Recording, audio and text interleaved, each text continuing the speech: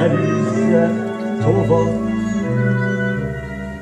Van a Bajza utca sarkán egy kis faluka, s azt mondja, boldogtalan jöjjön el oda. A kapuja mindig tárva, a gazdája magát várja. Szép kisasszony, jöjjön el oda. Bevallom, kedves ez a beszéd, az arcom, miről a szemem ég. Legyen jó most egy szó, egy intés elég.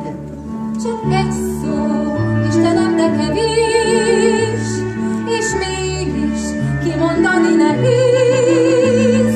A szándék is már szép, de adjon át talán a kis kezét.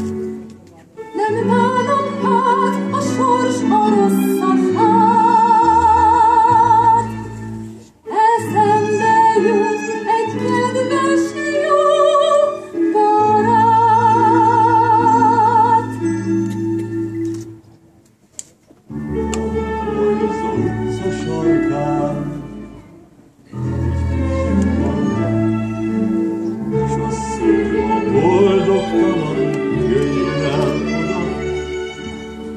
A kapuja mindig tárva, a gazdája magát várja. Szép kisasszony, jó kisasszony, jöjjön el oda.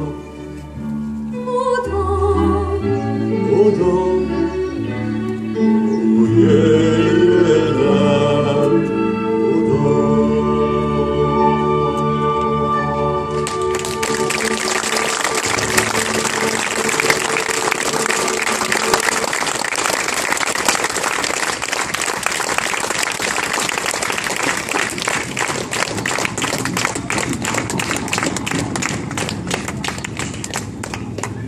Leányom, beszélj gyorsan, mi volt, mi történt, mit akarta? semmit, papuskám. Hogy?